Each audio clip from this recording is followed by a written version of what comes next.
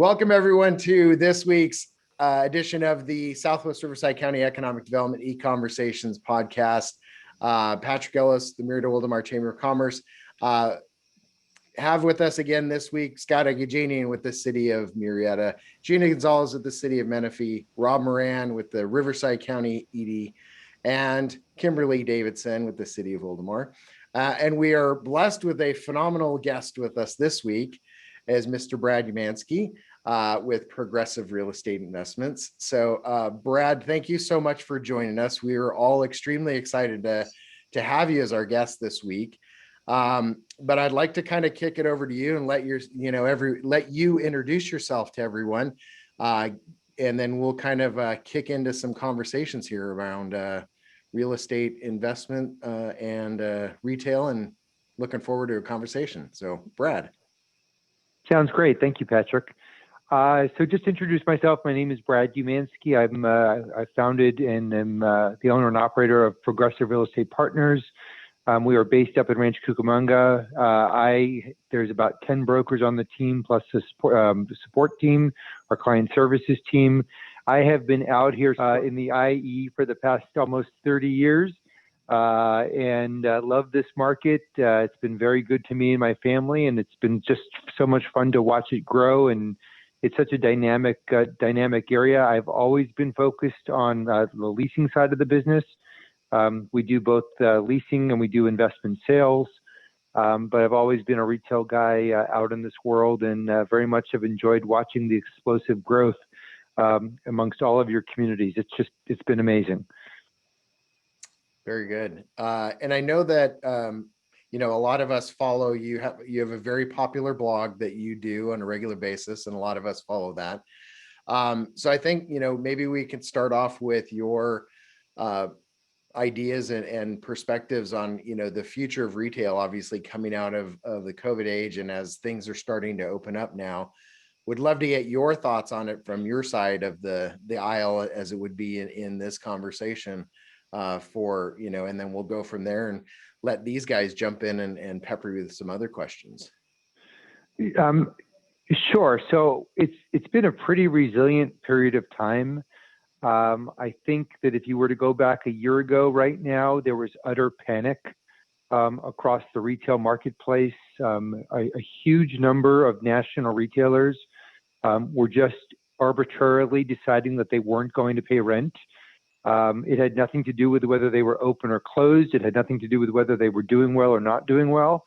They had just made the decision that they were going to do everything that they could to conserve cash. And it wasn't like they called up landlords and said, "We're having trouble. Can we not pay rent?" Many of them just said, "We are not going to be paying rent for the next couple of months." There were a huge number of rent deferrals during that period of time.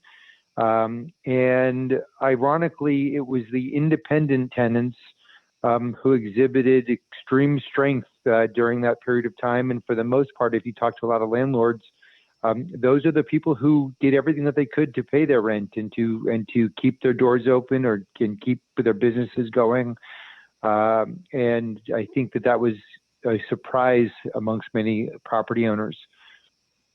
The other interesting thing about it was the fact that they, even though many of them tried to pay their rent, there were, of course, the situations where, look, they just couldn't. They're a restaurant that's closed, or they're a fitness facility that's closed, they're a hair salon or a nail salon that's closed, and many of these businesses operate on a shoestring. And so we found that many owners across the board recognize this and were worked very well with their tenants.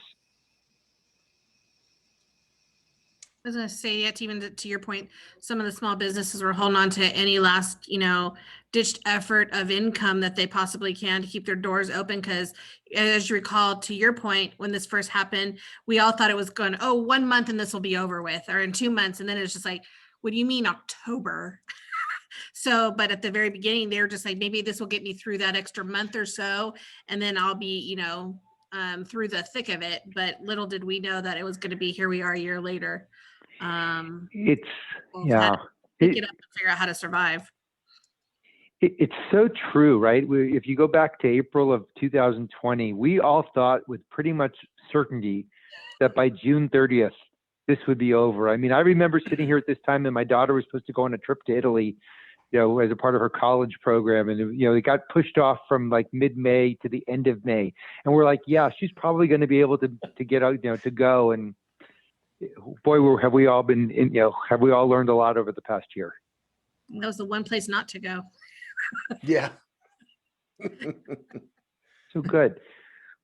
So, Brad, I'll jump in here because Gina, you're absolutely right. I started our business recovery program called Back to Business in Murrieta in June of 2020 because I was sure we were all done with it, and that was a little premature. But Brad, one thing we've noticed, and I know all the cities on this call in the county probably recognize really low vacancy rates in real estate, specifically on the commercial side and retail. I mean, historically low for our city, for example.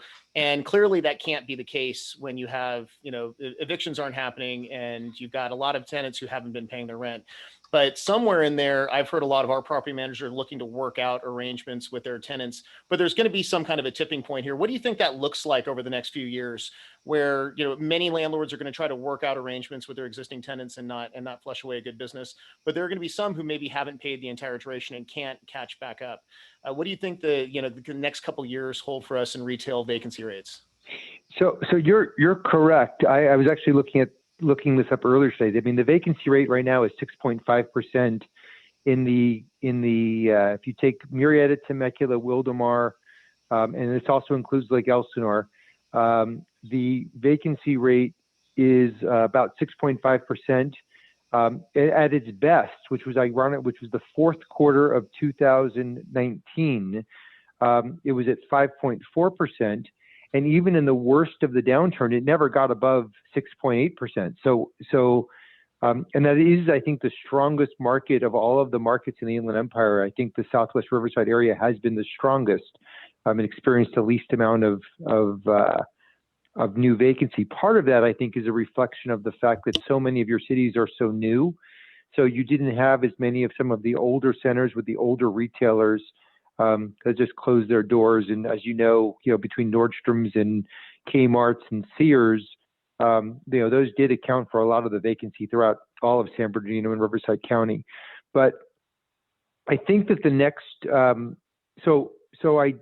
I think that there's a misnomer out there. I don't think we're going to see that much new vacancy as we go forward. I think that the sense that there are landlords that are waiting to evict their tenants is just not true.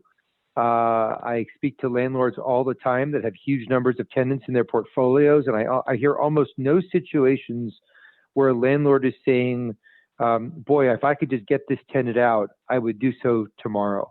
I think that in many cases, if tenants can't catch up, I think there's going to be, the landlord and the tenant are going to shake hands. Let's say a tenant owes $15,000. I see many situations where a landlord's going to say, tell you what, if you pay your rent starting, next month, if you pay your rent on time for the next 5 years, I'll forgive that $15,000 at the end of the 5 years. If you default, then you owe what you're defaulting on plus the $15,000. And if assuming we don't have any other, significant reasons for closures, then that probably works itself out, because at the end of the day, a landlord has to endure downtime, free rent, potentially some tenant improvement costs, broker commissions. That could easily add up to a year's worth of rent.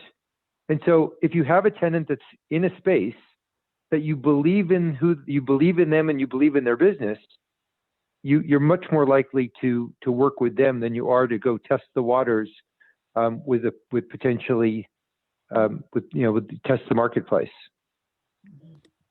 Great response. And I want to thank you for recognizing the strength of Southwest Riverside County. That's why Rob Moran, when he doesn't speak to the full county group, often says we're his favorite region within the county. And then specifically Murrieta, I think, tops his list. So thank you for that recognition. We appreciate it. It's not what he told me, Scott, so I don't know. You're talking For about me, but okay. We all know the truth, Rob. I was wondering, Brad, when you're talking about Southwest Riverside County's vacancy, is Do you think that has to do with the sales leakage that is in our area and the demand for not having enough retail compared to some of the cities that maybe have, I don't want to say they're more mature when it comes to amenities, to speak to that? Yeah, I don't know if it's about, first of all, a lot of it has to do with the fact that many of your cities are filled with a lot of high income employees that were able to work virtually during the downturn, and their spending power, in many of their cases, their financial wherewithal increased over the course of the pandemic versus decreasing. Take that, add on to that fact that many of the people who live in your communities, there's a lot of commuters that commute to San Diego and commute to Ontario and commute to other parts of Southern California that didn't commute. They stayed right in your communities and kept spending money.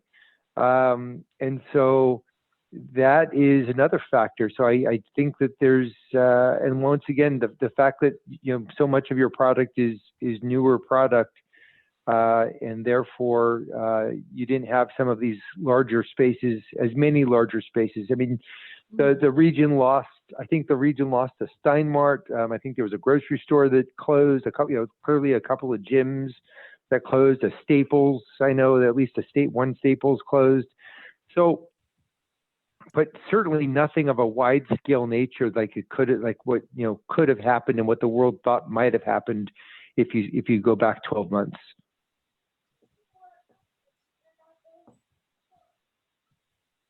I stumped you. Have I stumped all of you?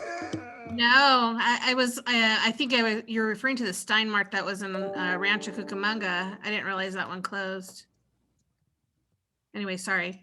Maybe about all the no. There's various Steinmarts that closed. Yeah, there are various of them that have closed. So, I don't know what you guys are seeing. I don't. Part of it is that sales tax revenue is delayed, or not delayed, but the sales tax reporting is delayed. So you won't see those numbers probably for another few months in terms of. No, that wasn't as impactful as they originally thought at the state, at least for our area. It wasn't to what they thought it was going to be. So those numbers they hit us minorly. A lot of people ended up paying, believe it or not, and didn't want to owe the government later. So for us anyways. So, I mean, that was a positive. I'm sure you guys saw large increases in sales from the Home Depots and the Lowe's and Targets and Best Buys. Yep. Certainly. Can we talk about Gina and everyone? I was wondering if we could talk a little bit about the industries that took the harder hit, right? Because there were plenty, automobile sales, grocery, there's plenty of industries that did very well. But the ones that took the harder hit, sit down dining, hospitality, entertainment. Yeah. Can you talk about how long the time frame for them to return to normalcy is?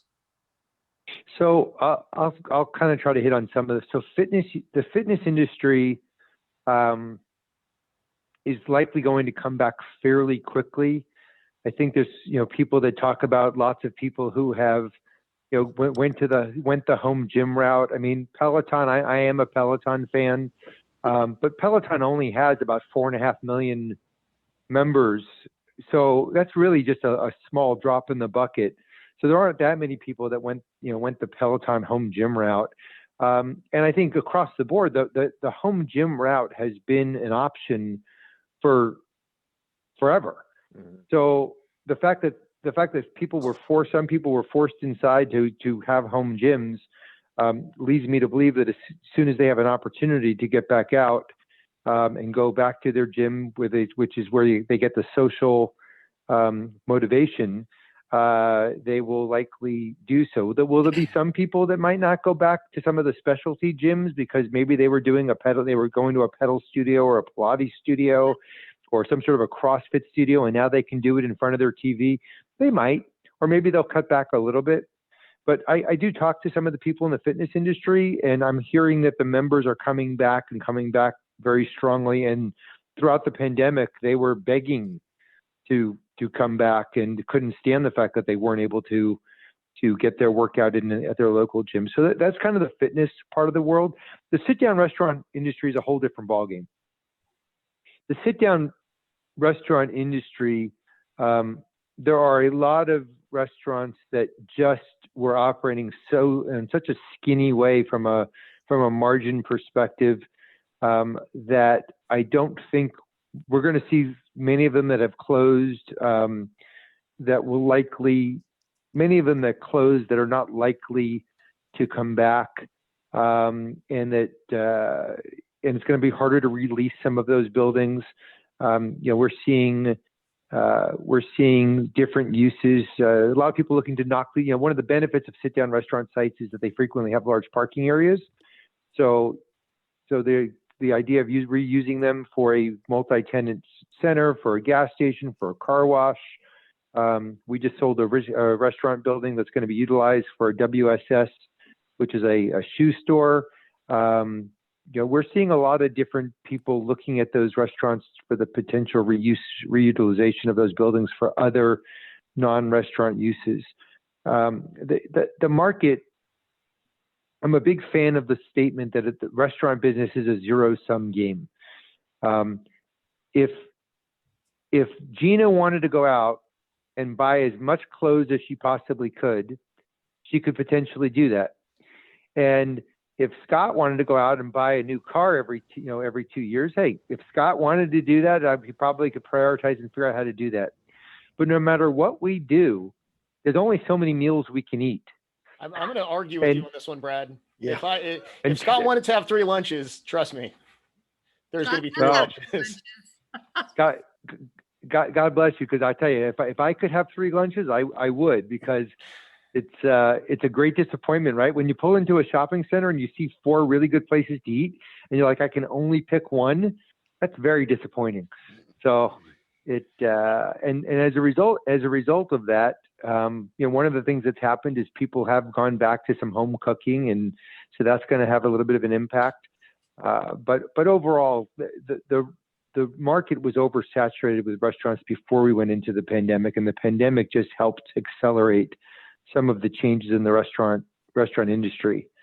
And it's amazing to watch. It's amazing to watch how quickly so many of these users adapted to a different world with online ordering and picking up in the parking lot. And I love Chipotle's Chipotlane, where you can't actually order while you're in the lane. You have to order online, and you just zip through and you pick it up. I think we're going to see a lot more of that. One of the challenges I think some of your cities might have, and I don't know which of your cities have, if any of your cities have limitations on drive-throughs or not, but it's going to be fun to watch when some cities don't want to have a drive-through, and the user says, well, we don't have a drive-through. People pull up, they park in one of these 5 spaces, we bring it out to them. That's not a drive-through. So that'll be intriguing to watch. Brad, I notice, and I don't know if this is just an overall trend in retail, but for example, you see a lot more, and I'll use coffee shops as an example, that nowadays, a lot of the coffee shops, it's just like the old photomat, right? You either can go to the window and order, or you can drive through, and that's it. There's no sort of sit down space that you can sit there for 3 hours and do your homework and that sort of thing.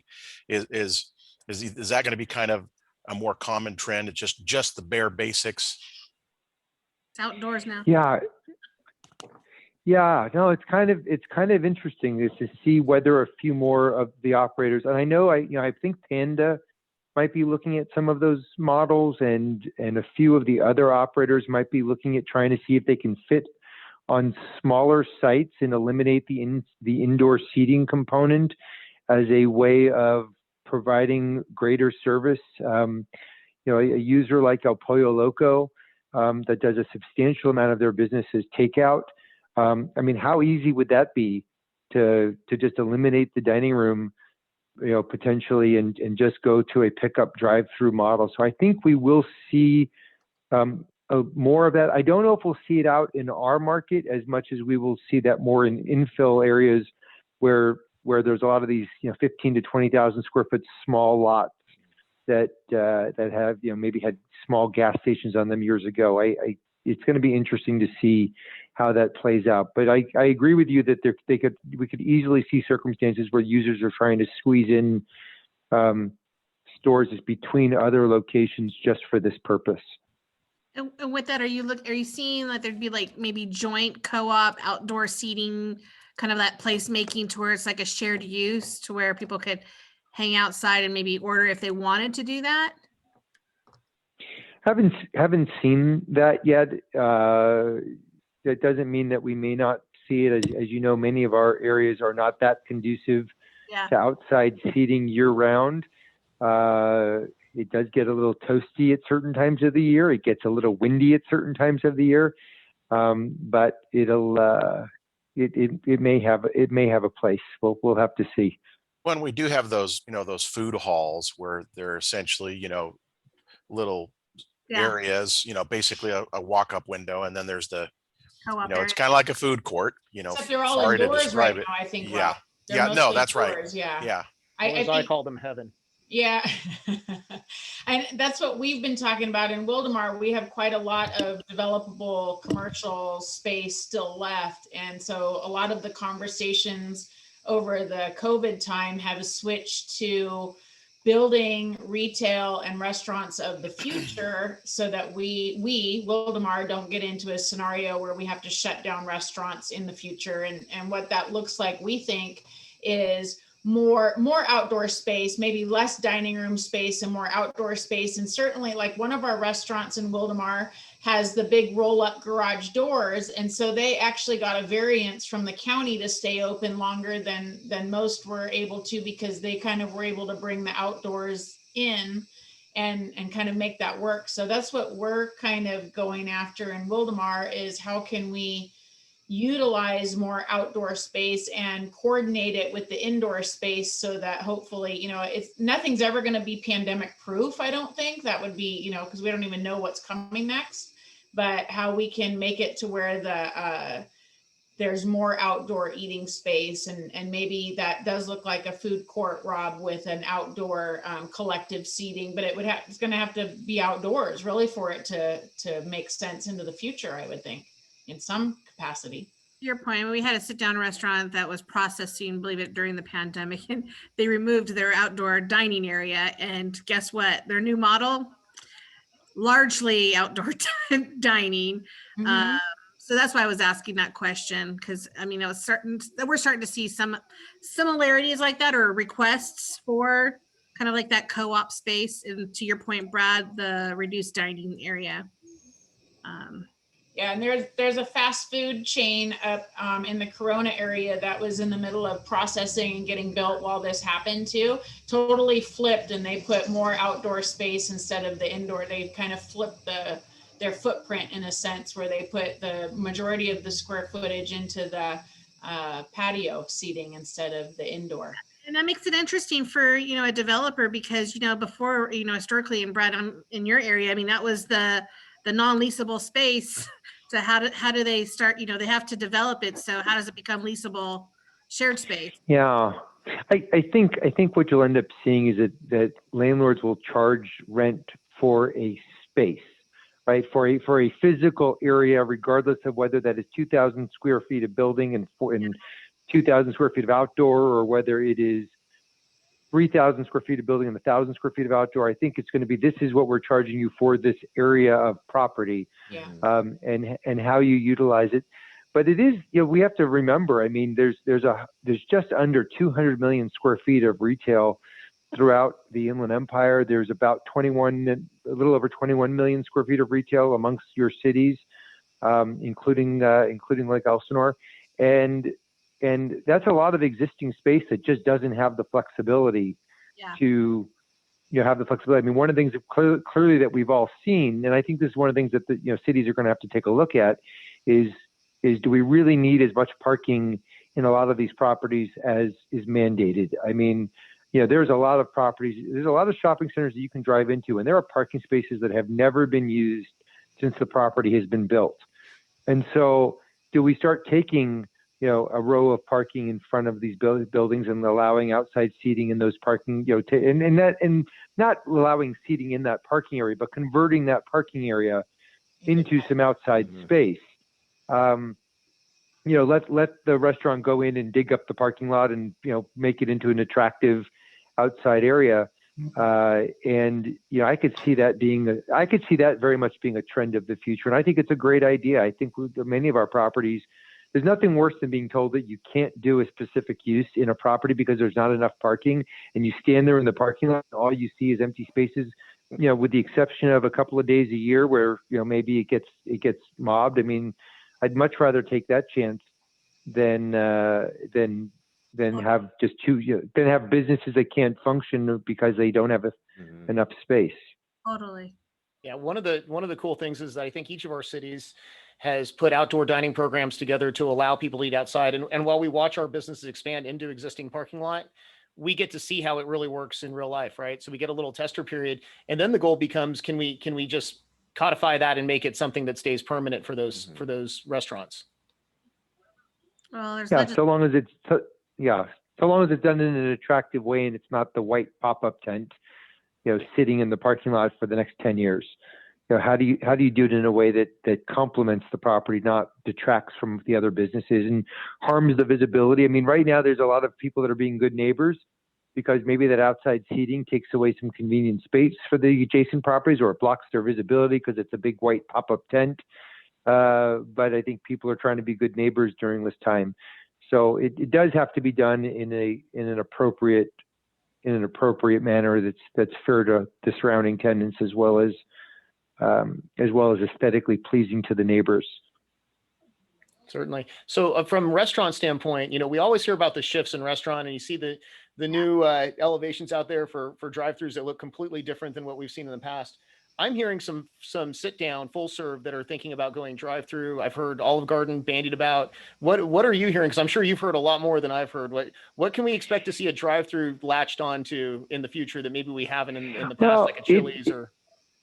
It is interesting because I just read an article about Golden Corral the other day, which Golden Corral is traditionally a 10,000 square foot full service buffet. Yeah. Where you help yourself. Well, but one of the things that they're talking about is taking certain components of what they do and shrinking it down so that you could, in theory, order your meal online and somebody goes and assembles that meal, and basically you go through a drive-through and you pick up. Now it's going to be a much more limited menu. One of the things that they're talking about doing is having a smaller footprint with carving stations and with pre-made, that some of the meals are pre-made. I think this is really forced so many of the concepts out there to just look at everything. Let's just look at every single thing, and you see a lot of experimentation going on in the business. And so that's, one of the other things that we're observing is, and I'm going a little non-restaurant here, and I think one of the things that's going to be intriguing to see is these order online, pick up at the store, and where that kind of goes over time, because obviously places like Target and Best Buy, they want you to come in the store because I think proves the likelihood of you buying something else. The flip side is if they don't offer it, you might just order it on Amazon, and they never get a chance. And I have an example of that recently where I bought it was a television, I believe I bought, and my choice was to get it through Amazon, or I could get it the same day at Best Buy. And all I had to do is, it was the hanging device that you put a television on. And I could drive down to Best Buy and I could just pull into my space number 2 and I press a couple of buttons and they know that I'm in space number 2 and they come out and they give it to me. To me, that was just such a great example of Best Buy being, in that case, they beat Amazon because I could get it in 2 hours. The other thing, I am one of those people that has been living remotely throughout this past year. And I sit in an office that's in the front. I sit in a home office that's right at the front of my house. And I can assure you that with the amount of Amazon, UPS, FedEx, all of these different delivery services that are coming to my house, there's no way that this is environmentally good in the long haul. And I just don't think this is sustainable where we can justify having a UPS truck driving all over to everybody's house, dropping off one singular item that's in, that's 2 inches by 6 inches, but yet for some reason it comes in a box that's about the size of a refrigerator. Something's got to give there. And I do think that the pickup, the order online pickup at store has tremendous potential. And I think we're going to see more of that and potentially less online ordering, but time will tell. And I know- Amazon's obviously done a brilliant job, but I know Amazon Kimberly? has started incentivizing you to group your stuff into one shipment also. I don't know if you guys order from Amazon as much as I order from Amazon, but they Patrick will does. say like this could, if you're buying 3 things, this could be delivered on Monday and Tuesday, or you can get it all together on Wednesday and we'll give you $2 towards your digital account or whatever. So they're starting to think ahead in some respect to that too, that they can't have their trucks all over the place all the time. Well, I think that's why they're doing the last miles now, trying to Yeah. get them. And I think part of it too is it's just the idea that there's that I think people want it a variety of different ways. I have literally pulled into a Staples parking lot because I needed to buy a stapler, and I sat in the parking lot and I had my kid with me in the back, so it wasn't something I just could run in real quick. It was a process. Yeah. And I was pricing the stapler at Staples, and I priced it on Amazon. And as I'm sitting there in the parking lot with the red light from Staples searing into my cheek, I ordered it from Amazon because it was a couple of bucks cheaper. I didn't need it right then and there. And it would be delivered to my house, and my kid was whining because it was the night before Valentine's Day and she wanted to do all her stuff at home. And it just saved me that 5 or 10 minutes. I mean, I felt guilty, but I think it's this idea that we can have it all these different ways. But Brad brings up a good point, is at some point, what's the most efficient process, and does it make sense to have a diesel truck running around all day long, and maybe they'll be electric, at some point. And it's, But to Brad's point, you could have ordered it and they would have walked it out to you. they weren't doing that. This was No. But if they did, to his point. No, yeah, it's different today because they weren't doing that 2 years ago or whenever that Yeah. was. And you're right. It might have been something where with that option, I would have said, I just want to help the local. And I felt kind of bad because I didn't feel bad at the end because I knew there was an Amazon warehouse down the street. And even though maybe I'm, Jeff Bezos is putting a few bucks in his pocket or whatever, a few pennies, Pool. that just feeding the county there's pool. people being employed down the street, or there's people being employed in the parking lot here at Staples, and you can make, whatever, rationalize it however you want. But either way, it was coming from somewhere probably in our county. But you're right. I didn't have that option where maybe I would have said, well, I could just pull into that front parking stall and they'll have it out in, 10 minutes or whatever. Then it might have made a difference. Yeah. And those are the types of items and those are the types of businesses that will probably be the most challenged over the course of the next decade. Because what if that stapler what if they can deliver that stapler to you, via a drone?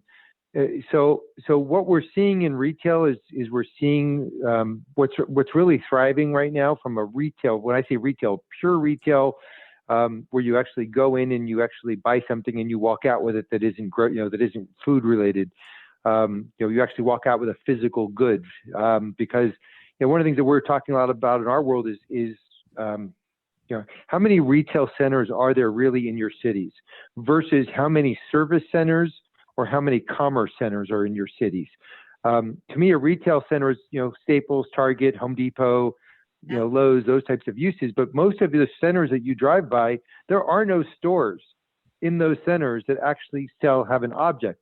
They're hair salons, nail salons, dentists, insurance offices, restaurants, fitness. And so we're really, we really refer to them as service centers in many ways, or even commerce centers is what we're starting to call them.